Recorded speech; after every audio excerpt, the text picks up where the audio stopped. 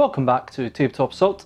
I'm Ross, and today I'm going to do a sort of retrospective look at the Space Marine Codex. Now, usually I do like tactical talks and everything, and this is not one of those.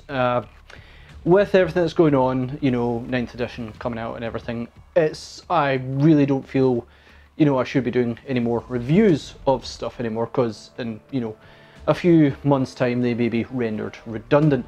Certainly I just finished my Necron one, and oh boy, this hurts now that a lot of that appeal is going to be changing humongously.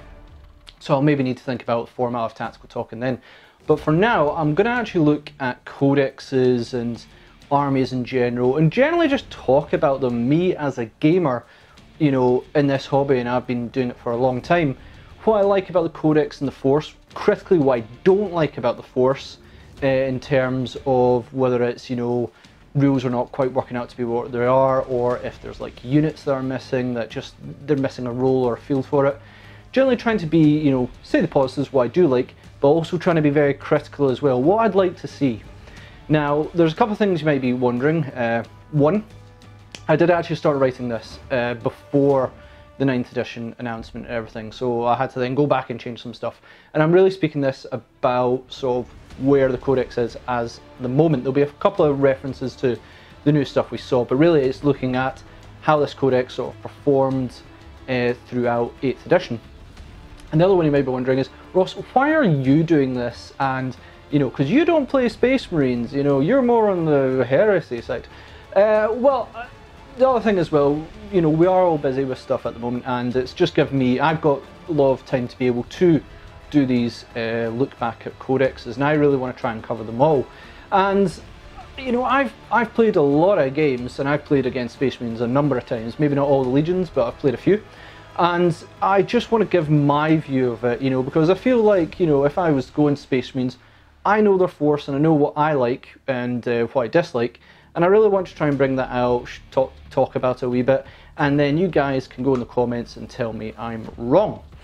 So that's kind of what I'm looking at. I'm looking at the rules, so of what I thought was the strengths and weaknesses of them, and then I'm going to have a look at the units, specifically like, special characters, HQs, troops, blah, blah, blah, blah, blah, and see what I think is good in them, and then what they're missing, what they could be a little bit more of. So with that, let's have a look at the Space Marine Codex. Now, see, you've got the basic Space Marine Codex, which was the only codex that did get a second edition of their codex. Some would argue the Chaos Space Marine 1. I say no, that was Volume 2, where basically data sheets were updated from Vigilus Blaze. It didn't have the Legion traits changed, which these guys did. It didn't have stratagems really changed, this one did. It also did have the litanies for Chaos, but generally I don't consider that to be a second codex. It was just a slight update of the old one. This was a completely new codex for the Space Marines, and as far as I'm aware, it's the only codex that did get that treatment. You can argue with me about the Chaos one, I disagree with that. You're not going to convince me otherwise. When you got the Space Marine Codex, obviously there's other things you need. You've got Faith and Fury here. Now I would argue of most of them, this is not quite needed. If I was to be critical on it, I would say a lot of the stuff should have just been in either the Space Marine Codex, or Black Templars should have got their own supplement, which would have been nice. And then a couple things there, but if Space Marines didn't get anything at all in Psychic Awakening, it might have annoyed a few people. So I'm a bit critical on that one, though. My thoughts on Psychic Awakening maybe I'll do once all the books are out. Generally with Space Marines, it got, versus Chaos, and this Chaos got a lot, Space Marines did not get as much. You've also then got Imperium Nihilus Vigilus Defiant. I'd say a lot of that is now kind of redundant. There's a couple of the formation stuff that do work, but generally most stuff is in the Space Marine Codex. And this one again, not the most essential, but there's a few things to add into there. You then have the Index Forces of the Adeptus Astartes for Forge World. Now they're redoing these in entirety, so that one's kind of out of the book as well. Then of course chapter approved for any points changes, etc. Overall, that's a lot of books, but really for Space Marines, all you need is this one. And then you also have the supplements, which I would argue are the more essential out of all the extra stuff. That's the ones you need. Do you need them all? No. Do you need any of them? No, but I'd argue you probably do. It's really the supplements in themselves Again, I'm a bit critical on them. I really wish that more armies got them, but like they were more in one sort of book. That'd be really nice. How they sort of did the Psychic Awakening and Chaos side, I thought was great. If they did that as a supplement thing for all the forces, I would have been really, really happy. But you know, we are changing up the game and everything. And you could tell even by Psychic Awakening, a lot of things were getting explored and changed, and it's just really on that side. You know where the rules are changing that one. But really, I'm going to focus on the Codex Space Marines because one is probably, you know, one of the most up-to-date codexes you can get out there at the moment. So let's speak about that one. You know, I was maybe a bit critical on that side, but in all honesty, the Codex Space Marines is what you need, and then you need the supplement for any force that you do want. Many people are going to argue you need all of them to be truly competitive, and I believe that. But if you're just maybe a fan of, like, you know, Imperial Fists as David's that is the main one we've got, and then if you've got a custom Legion that you then change traits on to get the most competitive side, you're going to need all the supplements. So let's have a look at the retrospective sides. So the beginning of 8th, for some reason I wrote 9th in my notes. They first had basically the first codex problems. This came with a couple of problems. There was high expectations. Marines in general, power armor forces had high points, and I think that's really just to reflect from previous editions where power armor was really relevant. AP change really changed the rule of power armor in this game, and when you saw things like when Dark Imperium came out, Plague Marines were quite expensive, Intercessors and everything were like very, very expensive. It really sort of made us all reflect on what the usefulness of power armor is, and ultimately you could see the difference between 2 wounds and, say, Plague Marines 5, they had toughness 5 plus feel no pain. Just having 2 wounds made a big difference. Like, that now is just so much better, rather than having these other mitigating, you know, Plague Marines may be better to shrug off small arms fire. But really, the 2 wounds is just 2 wounds. It's infinitely better. And part of me says that all Marines should have 2 wounds just to reflect their toughness. But that's more on the different side of that when you can argue. I'm saying that mainly more as a Chaos player, but when we did come into this edition, there was a high expectation of power armor. Legion traits overestimation, yep. So originally in the Space Marine Codex, only infantry, dreadnoughts and bikers, I believe, could actually benefit from Legion traits, which was a very odd thing, and that was general across the board, I think, of power armor when it came to Space Marines, Dark Angels, Chaos Space Marines, Adeptus Custodes. They didn't want all their units together, they didn't have their vehicles benefit from it, versus like Astra Militarum and Elder did, which was really, really strange. I think the only other force that really didn't get that was Genestealer Cult. I think they got their bikers and infantry were the only ones as well. And generally I think that was, you know, a bit of a mistake. First round stratagems as well. The stratagems in the first Space Marine Codex were fine, but there was a lot of ones that just weren't quite up to par. Once we got, you know, a lot of the codexes started coming out, obviously then a lot of feedback, you know, from the public playing it, the feedback to Games Workshop went, oh right, okay, so Legion traits, that began to escalate. We realised the Space Marine ones were no longer as effective. The stratagems, though some might be fluffy, are just not very effective or worth it. People only using a handful rather than utilising all of them, which was a bit of a, you know, bit of a problem in that one. This general expectation of Space Marines led to a fairly mediocre army throughout 8th up until their new codex. Many of these were obviously assessed, and in the second codex it shows how much they learned from the public giving them feedback to build a new codex that was, in my, you know, I don't think anyone can argue was far more powerful, because in the start of 8th, Games Workshop Space Marines were very mediocre, and then when the new codex came out and supplements, oh boy, did we have an interesting time in late 2019 with Iron Hands. Now, you can be critical that the power creep was way too high, that is fair, but also Space Marines being, you know, in a bad place was not good either. The reason previously mentioned really showed what that shows why like a second codex was needed. So much was learned from the community about balancing a game that's almost impossible to balance. Marines being low tier army also doesn't work for Games Workshop, because let's face it, it is a high seller, so they don't want it to be one of the lowest tier.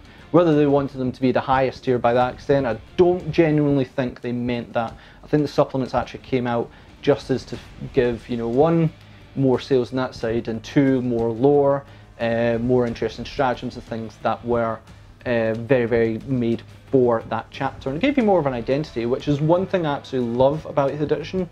The Legion traits and everything did give you an identity with your legions or your forge worlds, or your the battalions or companies for Astra Militarum. You know, you got more of a sense of identity, where before it was just really what was painted.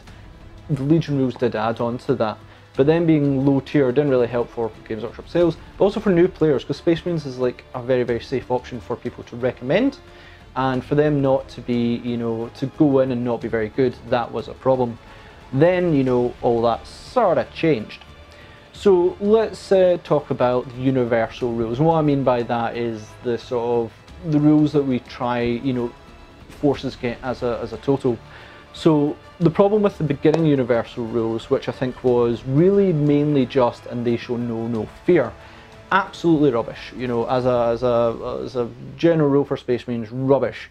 You know, and that's mainly a sort of the relevance of morale, which hopefully may be looked at a bit more in 9th edition, because in this edition it hasn't played much of a factor.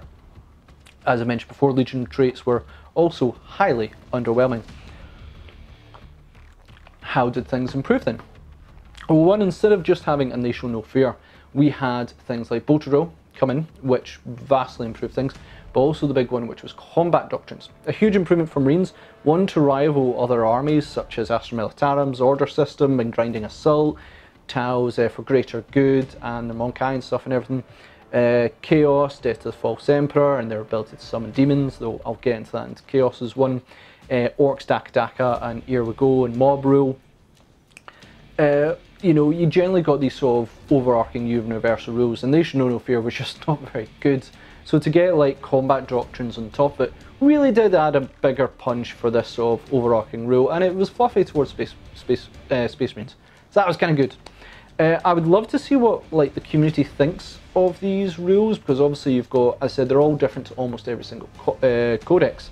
You know, I think all the Marine ones, bar now Grey Knights, are kind of similar, and they've got Combat Doctrines and things, and maybe Death Watch and things. It's I'd love to see what people thought about them grading. You know, where is Tau? You know, Space Marines are going to be high up with the Combat Doctrines and Bolter, etc. Where did Tau fit in that? Where did Chaos? Where did Orcs, etc. I'd be really interested to see what everyone thought of them, and I will be looking at them individually as I go through these retrospectives. Legion traits, the reappraisal of Legion traits was huge for the Space Marines, with other forces having like their universal sort of Legion traits work for every unit, but powered armoured forces only against certain units, I feel was a huge mistake. Like, I can get why they maybe wrote that way when they thought that power armour was going to be extremely powerful, or maybe they wrote it that way because they didn't want to, that was the original intention of it just being infantry, dreads and bikes and stuff, and they didn't think it was going to affect vehicles, because maybe they thought vehicles would be too powerful. But then towards, as the codex came out, you know, Elder, Astra Militarum, or, you know, all of them got that, bar I think Custodians and Genestealer got. So I hope this goes into consideration when they do look again at Custodes, at Chaos and all the power armor forces. I could be wrong, you know, as I said, Genestealer Cult as well. I really hope that, you know, they do look at this and go, right, okay, it's worked for Space Marines, we've taken everything into consideration in that one, how can we then improve it into the other ones?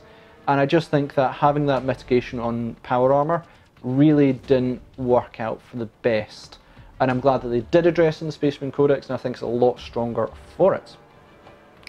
Either way, the Space Marine Codex offer a huge variety of ways to play with your legions as well, rather than the past where there was like a few good options. Like you saw Raven Guard was like a very easy go-to one, -1 12 inches, easy peasy, versus I'm trying to think of one of them. Imperial Fist wasn't very good, you know, ignoring cover wasn't very good in this edition, so reappraising them was actually a huge benefit, and I thought that was really good. You know, I have a list here of like all the benefits of each of the legions, and I'm deciding not to go into that one because this isn't a review of how good they are, but it's like, you know, if you want to go like White Scars, it rewards sort of the combat pushing forward.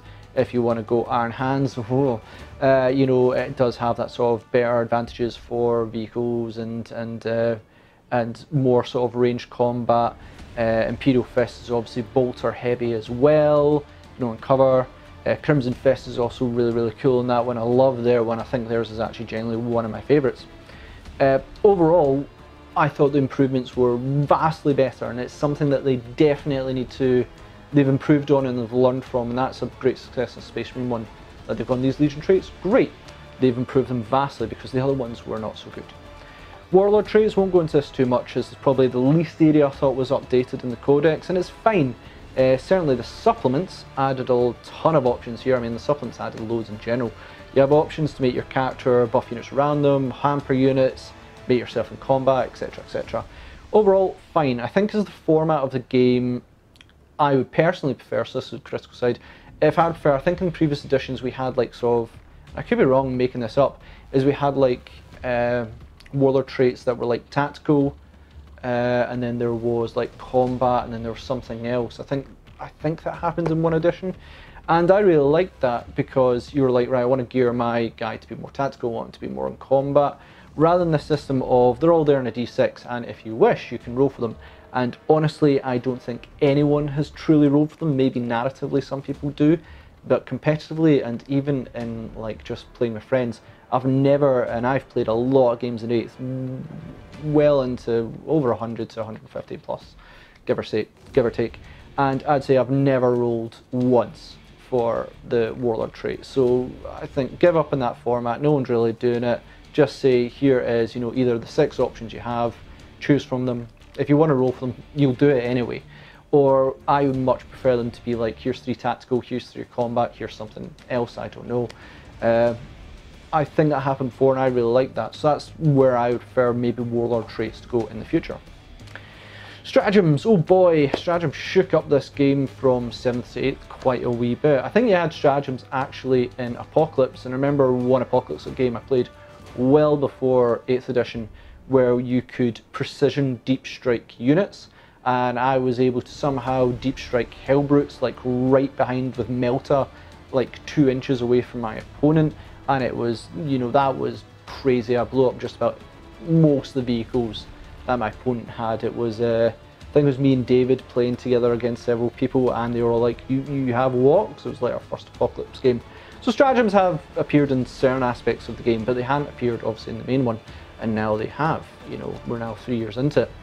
These provide many, many options, and Space Marines have many, many to choose from. They have 34 general stratagems in their book, with roughly 16 in each of their supplements, not including Psychic Awakening, which does not offer too much in addition, and Vigilus, which was more like formations and stuff, which didn't offer as much as, say, a supplement did. This is roughly 50 stratagems for a founding chapter, and I believe successors, if they know like their founding chapter trait, then you can use theirs. I think that is correct. I believe in the stratagem, the supplement book says if you know your first founding, then change the keywords to that founding. But you know, that gives you a huge amount of stratagems to choose from. And when you look at other codexes, and the example I'm going to go for is Death Guard. Now, Death Guard haven't had their Psychic Awakening yet, but they only have 14 stratagems, and not many of them are that good. Or Astra Militarum, which was 17 stratagems plus 1 for each regiment, and they did get a lot in Psychic, Psychic Awakening, which does make the numbers up on that side. Also assume, you know, many of these stratagems Spaceman Codex serving a decent purpose versus, you know, that was part of the second revision, allowing a rebalance of all the old ones which were subpar. They went, well, no one's using these ones, scrap them, and then put in, you know, better ones that are probably more useful, probably from a lot of feedback from the community. In this regard, even on the generic stratagems being 34 to go from, this is a huge advantage over other codexes. Some codexes got extra power in Psychic Awakening, but some did not. Some were a bit, you know, mediocre. I think the Thousand Sun ones didn't offer nearly as much as like just what the generics codex for Space Marines is. Ultimately, I think it's a good thing for Space Marines to have stratagems updated, because they badly needed it. But to have that many ahead of others, that ruins a lot of the balance. That makes it very, very tricky. Then again, many aspects did that, but we'll go into that later.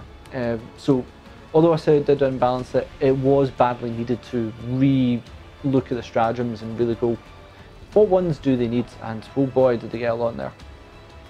Relics, like Warlord trait, I'm a bit less impressed with these. Often the best ones are ones that work with augmented units around them, and none of the ones in the Codex catch my eye here, which is funny because it was certainly relics that happened in later Codexes that impressed me. The Genestealer one, for instance, I really liked. I loved how they had a sniper, then they had a banner, then they had other stuff.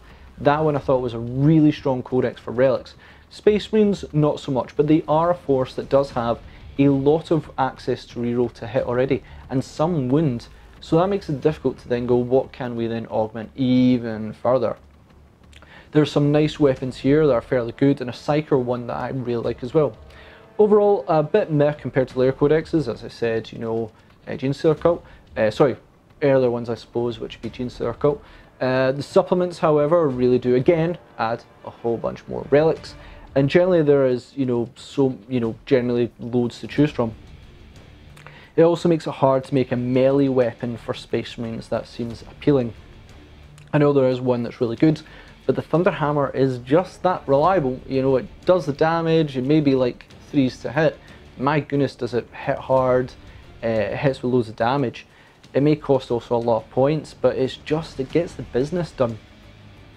I would love to hear people's thoughts on relics, mainly focusing on the generic Space Marine ones, but do the supplement ones really just override the generic Space Marine ones? Absolutely.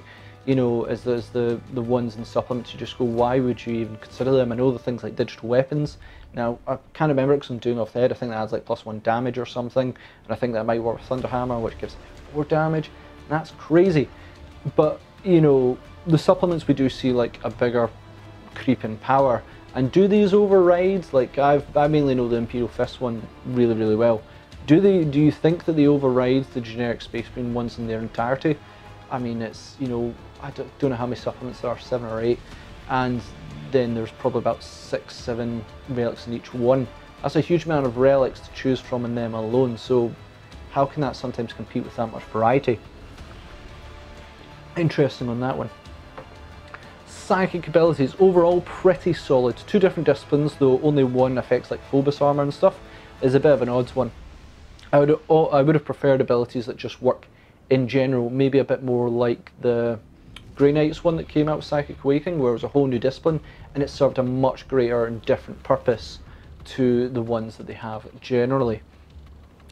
It was gearing up this idea, you know, when it came to the Phobos armor one, it was gearing up this idea of almost a sub-faction, you know, Stealth Force Marines, and it was a nice idea. It maybe worked for some forces, like maybe like Raven Guard possibly, though they probably want to stay back in some cases, but generally it was a bit of a strange one. Then you had like Chaos had Demonkin. It felt like sub-faction ideas and didn't feel quite as whole as they should have been. But then again, I'm talking about psychic abilities. The Librarius discipline is overall pretty solid. Good abilities, good aggressive combat ability, one that buffs combat nicely. If only Marines had like a Demon Prince equivalent, oh, that'd be whew, super nice. Null Zone, which shut down invul quite reliably, which is good. That's been used against me many, many times and I absolutely hate it. Ironically, Space Marine's Storm Shields are prime target for that one. Generally, I actually like these psychic abilities overall. I think they are a good spread of different ways to use them, and overall, I'm quite happy with them. Then again, you also have the supplement ones. Do they override these ones in the entirety? I think compared to like maybe the Warlord traits and relics, maybe not, because these ones all do seem to have a purpose. But I'm very interested to hear what people think on that side. And lastly, we've got like the lieutenancies. Well, I've also got the first founding and successor rule stuff to talk about from the supplements.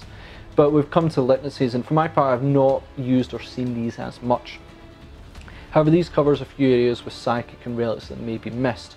But it augments to hit, which Space Marines already have plenty of, augments wound, etc. Not bad defense, one of them. One of them augments wounds, yeah, I said that. Combat modifiers.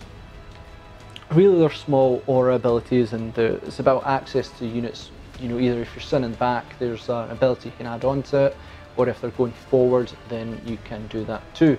Now, I believe chaplains can take jump packs. I know the Blood Angels one can. I don't know about the Space Marine one. Either way, it's all about the sort of keeping up the mobility with your force as well. That's sort of the tricky side, because a chaplain has a small area of effect, and if your units outrun them, then a bit more difficult to use. Personally, I'd probably say the defensive ones are the best, though I know with Chaos there's some really good like upgrades you can do with their Dark Apostles to really push like Possessed up ahead. So I don't know Leniencies too well, but there are some reliable abilities if you want them. Overall they're fine, but Leniencies have just never been my way. Now here we go into probably the interesting one, the first founding and successor rule. And finally, to mention a big thing from the supplements is that we also have these sort of legacy rules. That's what I'm sort of saying, call them. This is if you go a certain chapter uniformed, except for like independent units, I think servitors are exempt, around your whole army. This in essence gives you a second round of Legion rules. And this is where things get a bit wild. The Legion rules were already updated and significantly better, adding another layer and in most cases pretty darn good ones, which are even more competitive. I like the principle of the idea of this is to discourage soup mechanics. Basically because, personally I don't like soup. We're talking about when you're obviously, hopefully we'll know what soup is when you bring in different codexes to make one unified force. I don't mind them except maybe in like bigger games where you're, if you want, that's my personal preference, but I know there's other people who like unified Imperial armies, unified Chaos, Eldari, etc, etc. That's fine, but I do think there should be a cost to fielding that, because that opens up so many more options to you.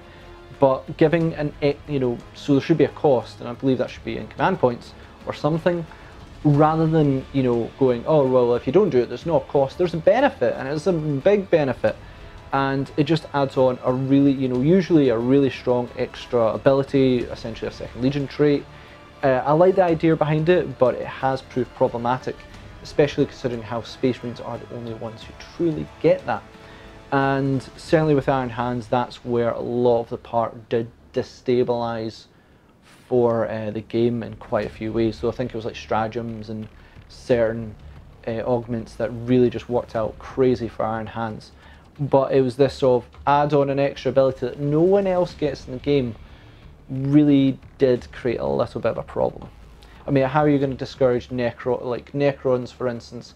If they all went the one same detachment, well, more or less they're probably going to do it anyway, because they're not going to choose from any other codex, because they can't. So I think overall, as they're sort of the foundations of the rules for Marines go to augment them, then they're not half bad. The Legion rules overhaul is by far the strongest part. Badly needed to overhaul this part, and I believe they did a successful job, making them far more competitive and individually feeling, it's rather than a super solid that you're like, I don't want to play Raven Guard, or I don't want to play that one, but it's so good that I have to play it. All of them now seem to serve a specific purpose, which I quite like. It fixes the problems of First Codex problems, and I look forward to see how this rolls into other First Codexes. You've got your Chaos Space Marines, Death Guard, Grey Knights, Admech. They were all sort of, I think, the first ones that were announced. As for things like Stratagems, it got a high overhaul, which is good. Certainly a few of them were redundant in the past. Relics, Warlord traits are okay, but not as standout a change as the Stratagems and Legions, because personally Legions and the Stratagems were the two biggest rule parts, and the Universal rule needed to be changed as well. I think supplements play a heavy effect on this. Everything, in terms of like what they just added a lot more on top of this. Everything I would consider pretty good, but when you add in the supplements, the access to options does allow Space Marines in general a huge amount of tactics unseen by just about any other force. This combination of overwhelming options does make them one of the armies that can be easily tailored to your opponent. In a tournament, this gives you a great army to do well with, but against a single opponent where you can change between all these legions and tailor to your opponent's strengths and weaknesses, it can make for some pretty rough matchups. If you know you're playing Tau, then you're going, well, this Legion trait works absolutely amazing against Tau. You're playing against Orcs, well, I know this one works better. In a tournament setting, no, you have to really preset yourself on that one depending on your tournament rules, and you have to stick by it. but I think just the huge amount of options on a single one-to-one basis can be a little bit tricky. One thing I would look back on in 7th edition is when, and this is about talking about creep, you know, in terms of power base. When they introduced psychic abilities, I remember in 7th there was like, I think it was 7th, they introduced a whole bunch of psychic abilities, and there were some crazy combinations in that to make some, you know, really tough units. I think at one point there was a combination where you can make, and correct me if I'm wrong on this, it was like 2-up invul Zinj demons with like rerolls, so it was like 2+ rerollable. I mean, like, you could almost never shift them. I think Grey Knights could almost do the same thing as well. It was generally very crazy for psychic, so I'm a little bit wary on this side. Now they have so many access to psychic abilities thanks to their supplements. That's a very dangerous combination there. We've had that problem before. And then of course they added formations in 7th, which really destabilised the game a wee bit as well. I think in this one, when they did something like that in Vigilus Defiant, Vigilus Ablaze, it didn't destabilise the game very much, but also didn't feel as significant. So in part I'm maybe a little bit thankful in that one, because it could have ended up being really bad. Overall, this is great for Marine players. Like, if you're a Marine player, this update from the old stuff was amazing. You got much more significantly better route. You went from a low tier army, which Space Marines kind of were, low tier army, to a really high tier army with loads of stuff and loads of updates on it, which really worked out well for Space Marines. However, the additional stuff of supplements, which was cool, seemed a step too far, and as for the game having so many options, it can be pretty rough for your opponent. So now I'm going to have a look at the roster, and this is the part I'm actually, in just about every codex I'm going to be excited about, because I love to talk about models. Like, I play the game mainly because I love models. You know, I've only just started, I say only just started, about a year ago, I started painting models. I started my Chaos, I've painted now a wee bit of Ashram Eltarum, and today I actually started some AdMech because there's basically, you know, new stuff coming out, and I wanted to update some of our old ones, so I'm going to be working on that a wee bit because I have about 100 Adeptus Mechanicus models I hadn't painted, and I was like, I really should learn. I have now. I'm going to work on that. But I am basically, I love the models. Rather than winning or anything, I love to try different models, try different ways and stuff, see new models, amazing. So I really want to talk about the range of models, because there is, in many ways, obviously I think Space Marine has the biggest option of models, but how their functionality works is sometimes a little bit off. And then you've got other forces such as Custodes, where they literally had to push the Forge World models to make up the numbers, because there was a big tactical, you know, because Custodes were new and they didn't know what they were doing, and it was a sub-faction similar to Adeptus Mechanicus when they came out, and it was just trying to, something new. We'll probably see something with Custodes in the future in that one. So I really want to talk about these in a lot more detail. I'm loving to speak about these. So special characters, overall representation of special characters within Marines covered in their supplements is one of the best, if not the best, in this edition. In fact, I'm going to say it is. You know, when it comes to personal preferences, I like characters that represent their faction, and to do this in regard to, we have to have like all the first founding legions by at least one character. So, you know, now Space Marines, now I don't think Iron Hands have really had any special character in the past. There might have been one, correct me if I'm wrong on that. We now have that represent at least one special character. If you want them, there's rules for them, and that's really cool. I really like that. One thing I love in 30k, which I haven't played in a very long time, is that you also got special units for your legions, which I think is a really cool dynamic.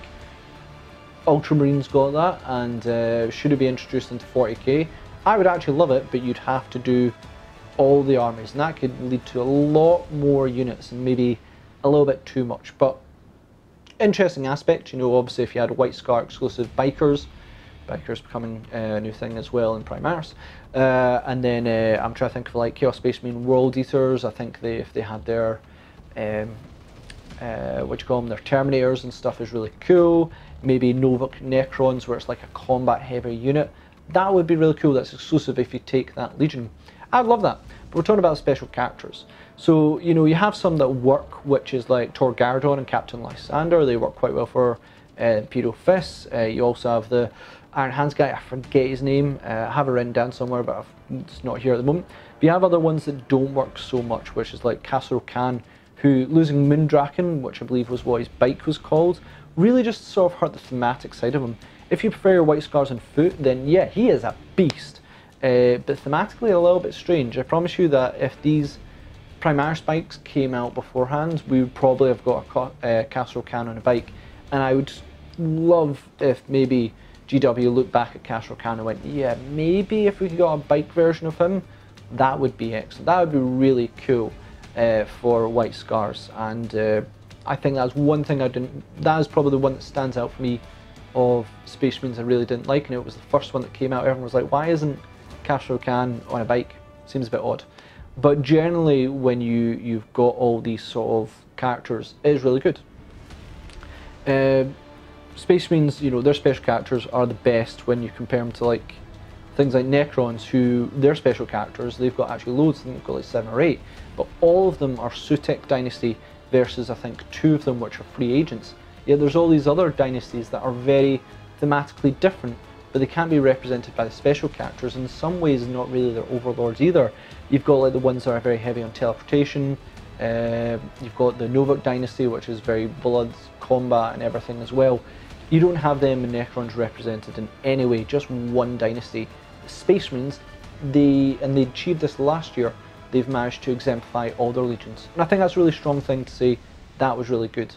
They've almost done that with Chaos Space Marines. In fact, Chaos Space Marine special characters were the most updated in terms of their models. Only one left. I think there's only 2 left, which would be the Lucius, and then there might be someone else I'm missing. Never mind on that one. But they don't have like an Iron Warriors one, which would be really nice. But Space Marines, they've covered them pretty well, and I think that is fantastic. So any special characters you'd like to see in Space Marines be updated, let me know. So let's go into the HQ side. So Space Marines do have a large selection of HQs to choose from, but the actual variety, I would say, is limited. There is a total of 18 HQ choices to choose from, which is not bad. But many of them are almost the same function, but with different equipment. There's 7 different captains, from plain one you can stick it with a jump pack to one in Gravis armor. Otherwise, all have extremely similar rules, just to load out makes them a bit different. In past editions, this would really just be one entry, and you pay points depending on the differences on them. Ultimately, the function can be different, but I don't consider them entirely different entries. So if you go with that idea, there's, you know, as I said, 7 captains, 3 lieutenants, 4 librarians, 3 chaplains, 1 tech marine. Ultimately, this is just 5 different HU choices with different loadouts. Heck, the captain and lieutenant are fairly similar because one allows reroll hits of 1 and another one is reroll wounds of 1. To me, I just don't, this is where I'm feeling there's a bit of, you know, lack of diversity. The example of this would be, you know, why isn't there like an HQ, like an, I know you can use a stratagem, I think, to upgrade one, but why isn't there like an HQ Dreadnought similar to the Space Wolves one? I think Blood Angels have their Librarian Dreadnought as just an example. Chaos Space Marines have the fearsome Demon Prince and Lord Discordant. Necrons have the Catacomb Command Barge.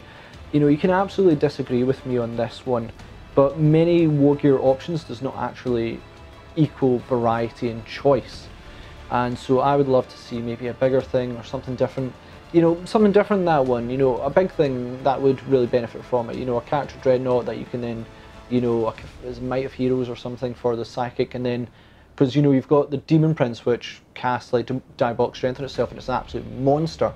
I'd love to have like an equivalent for Space Marines. What that is, I don't know, but I would love to see it, because really I only look at 5 different units there, and that's not the biggest variety between them.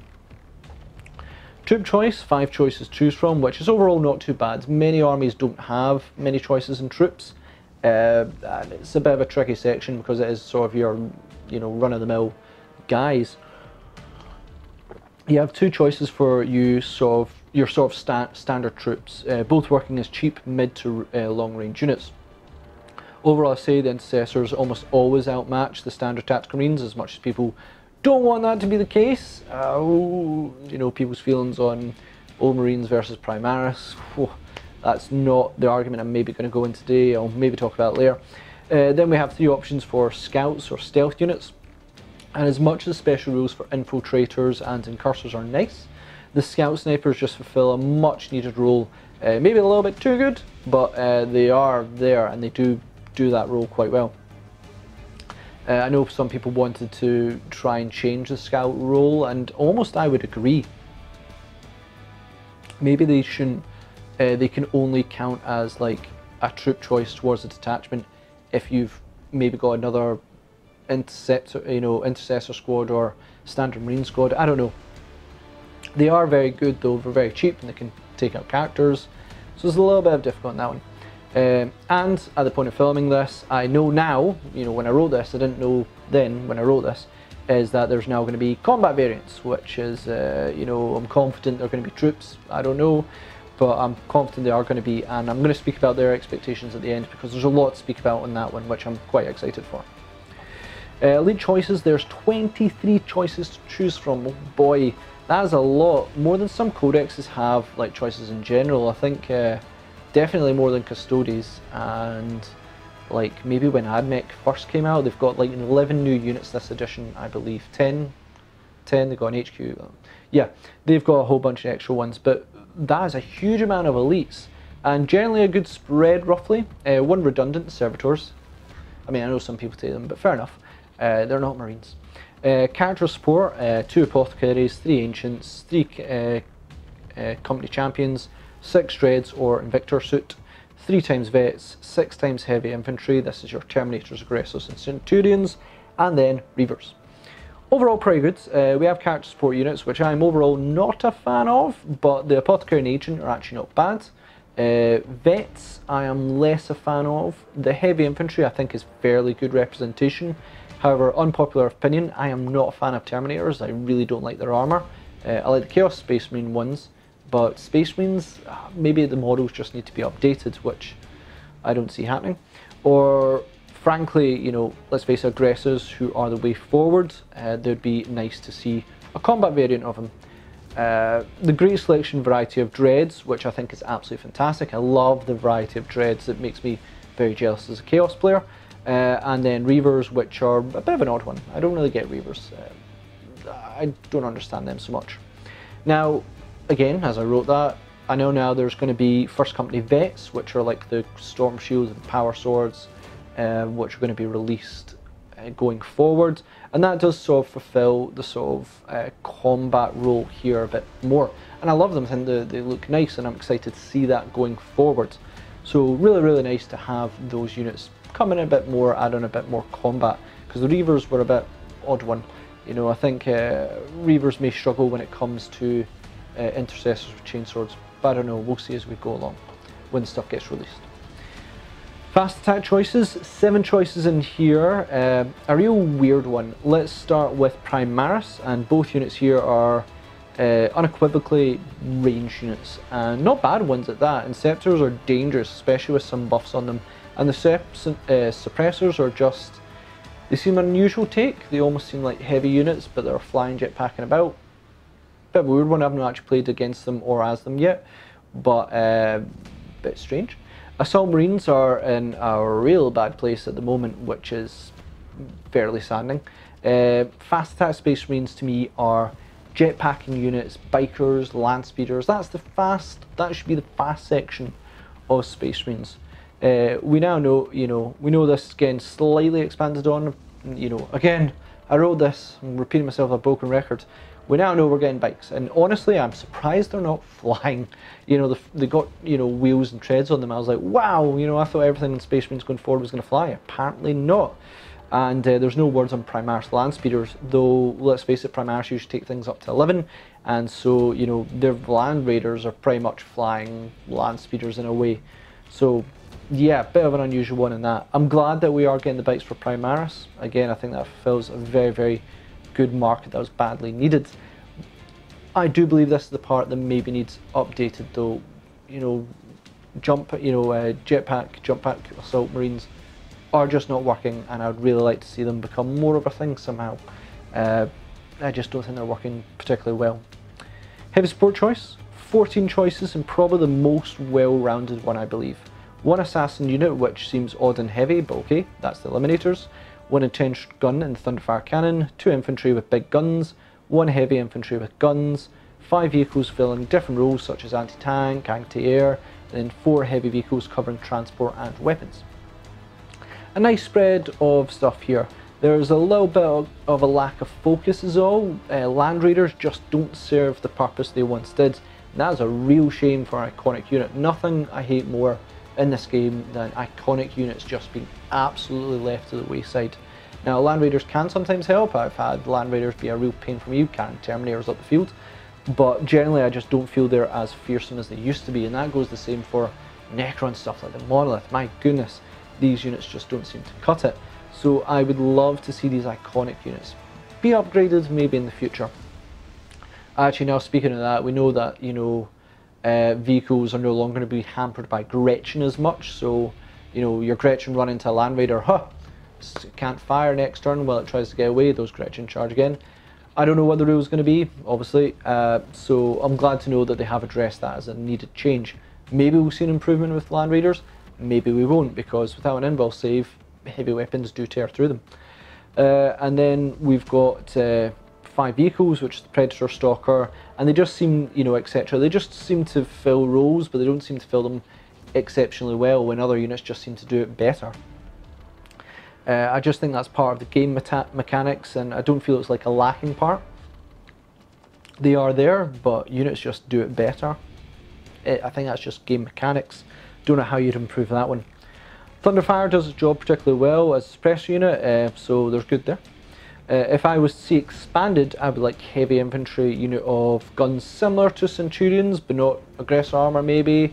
You know, something that maybe, you know, big guns and they can maybe lock themselves in place and get like more shooting, but obviously they can't move, and if they get stuck in combat they're doomed.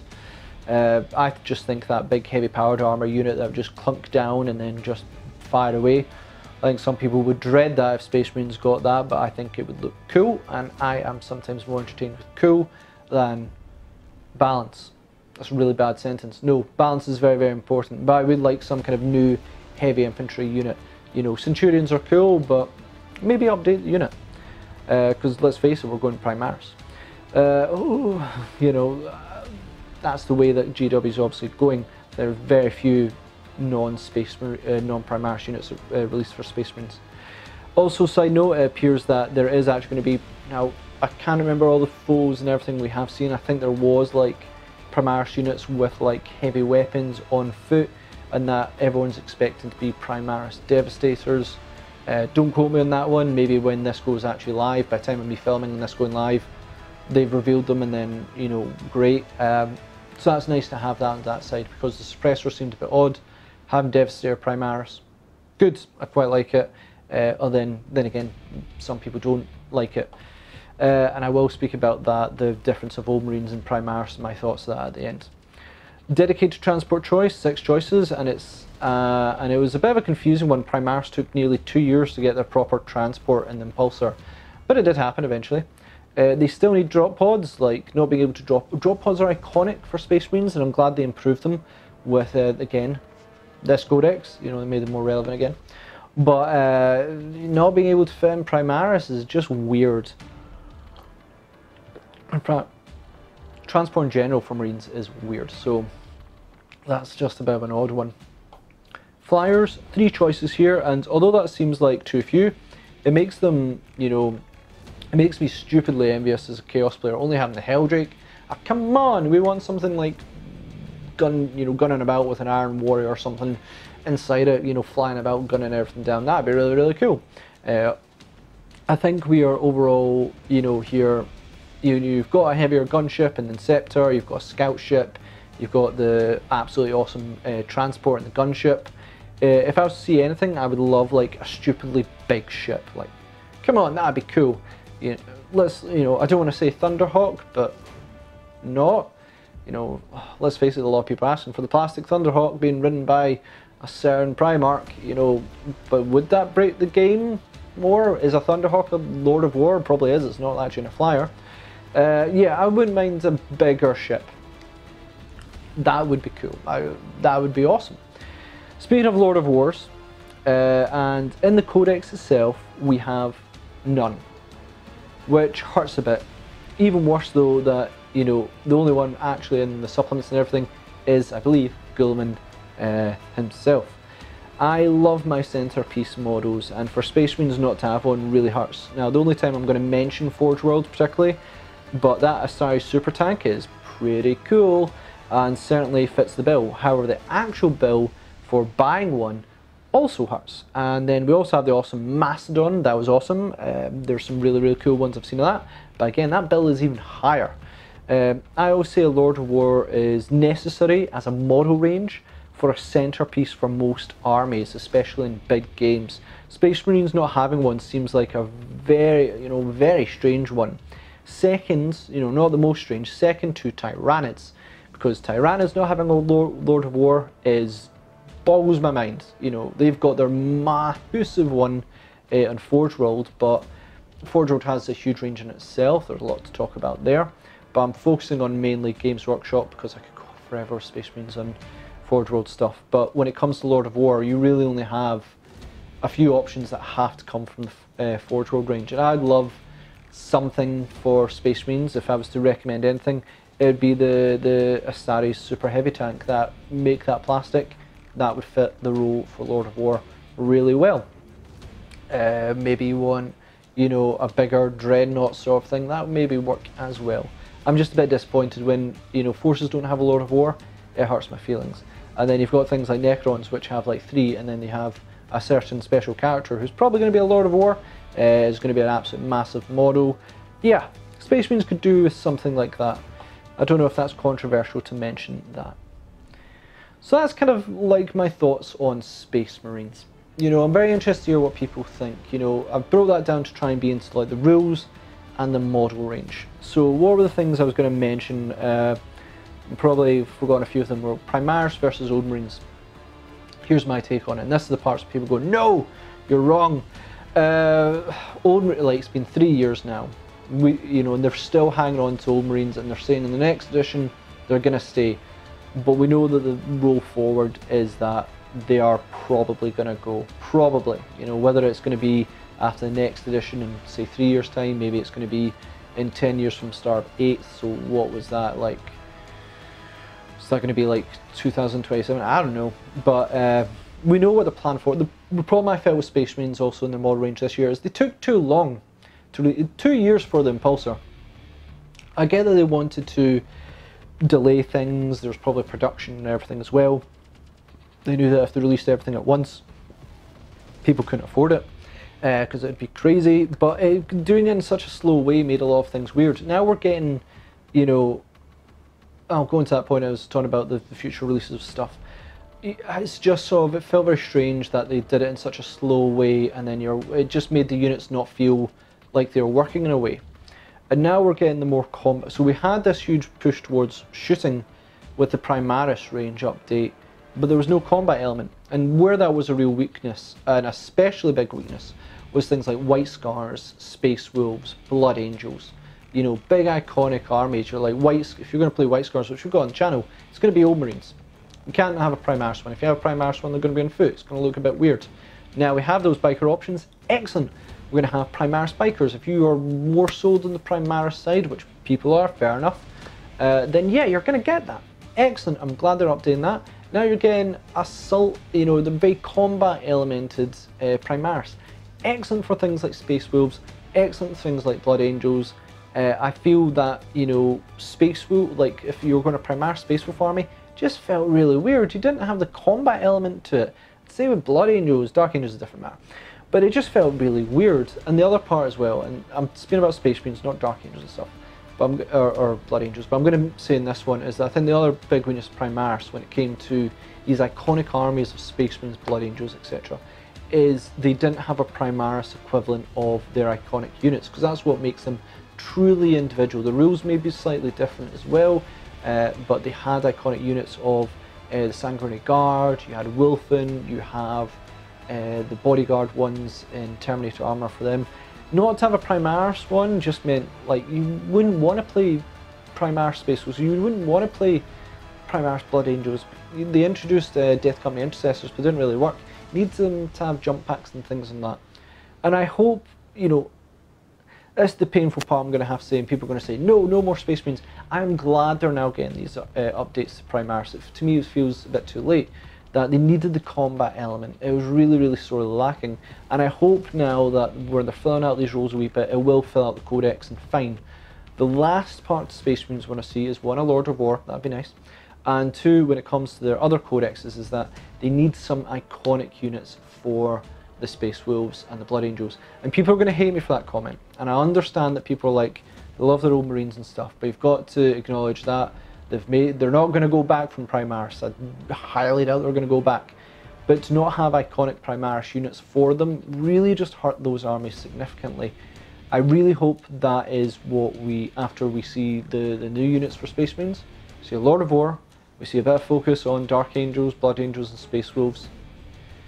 And then let's close the book on new units for Space Marines. Some people would say do it now, stop, you know. But I think they need to do that for Space Marines and then focus on everything else. And I feel that's a good place to end this one. I'd love to hear people's comments. I've gone on a wee bit. What do you agree with? What do you disagree with? I'm probably going to focus on Chaos next, and then I feel I might do Necrons because there's a lot to speak on that one. Maybe I should leave that one till we know more, but maybe I should say it on my thoughts as this edition. Actually, that sounds fair. You know, and I just really want to feel people's thoughts on rules, what worked, what hasn't. And I'm not talking about overpowered, whether it's like, yeah, this feels like Space Marine, feels like Space Marines. Combat Doctrines to me felt like Space Marines, in a way. If you disagree, tell me. What part of models would you like to see? Do you go, well, yeah, glad there's now combat ones. Do you want more special characters? Do you want a Lord of War? What would it be? Do the flyers need to happen? Do we need a big flyer? Let me know. I'm very, very excited to hear people's thoughts, because I think Space Marines, maybe other than Chaos, might be one of the more controversial ones to speak about. And I went with them first because Space Marines are Space Marines. I thought it'd be a good one to speak about. So thanks again for watching. Hope you enjoyed. Hope I wasn't too long ranting away.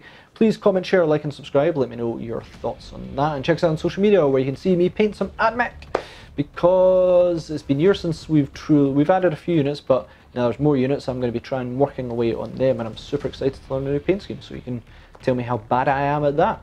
And then obviously, you know, you can check us out on Patreon if you want to support the channel, bring you more content, because we absolutely love doing so. So thanks again, and we'll see you on our Tabletop Assault Battle Report. Oh boy, oh my god!